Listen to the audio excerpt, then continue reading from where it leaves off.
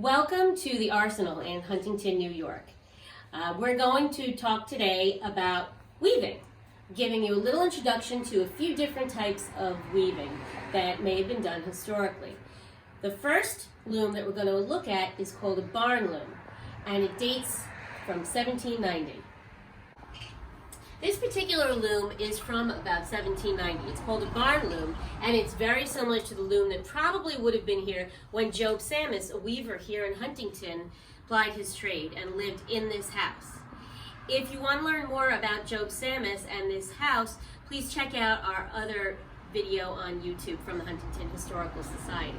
Now, in order to weave on this particular loom, you would first create a shed. That's a space between the threads. You do that by pulling up and down on these, which are called shafts. Attached to the shafts are these threads through which each string is attached, called heddles. Once you've created a shed, you can then start weaving.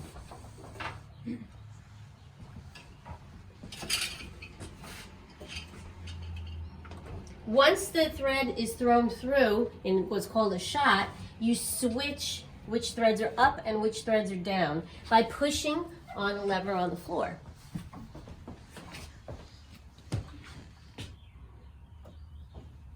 And then you throw the shaft through the other way. These long threads are called warp threads. The thread that she's throwing through is called a weft thread, and it's on something called a shuttle.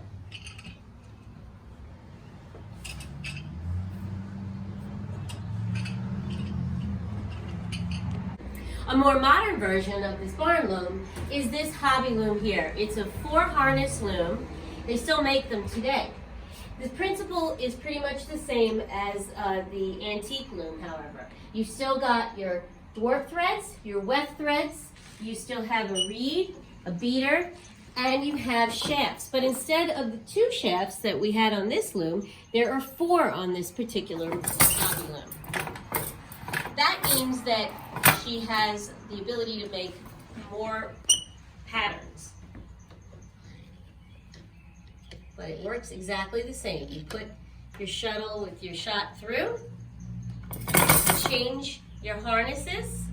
You can change 1, 2, or 3 harnesses at a time, and you put it through.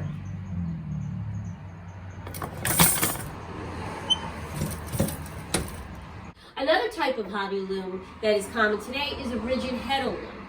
Now, this is a little bit different from the barn loom or the 4-harness loom, because instead of a harness, you just have a heddle, and it goes up and down. It's what you're putting your warp threads through, and the positions simply switch.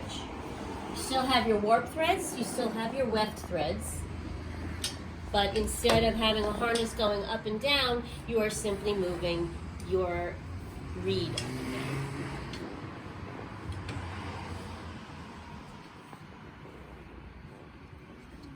down. Some looms, like this ankle loom, were made for specific purposes. This loom is used to make straps. And instead of the barn loom or the rigid heddle loom, you use your fingers to move the strings up and down to create the shed, to put your weft thread through, and you use the shuttle to beat down the weft threads.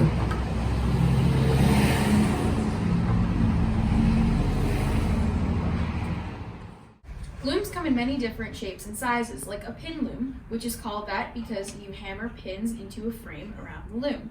Unlike the other looms we've shown today, you do not lift a certain set of threads to create a shed.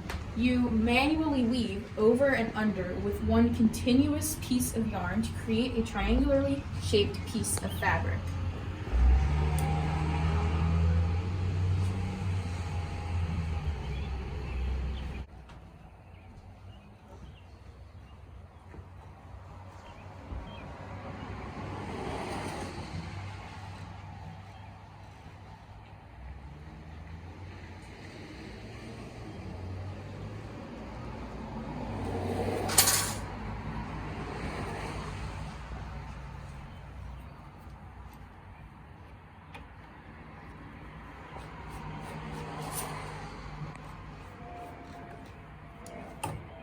Ta-da!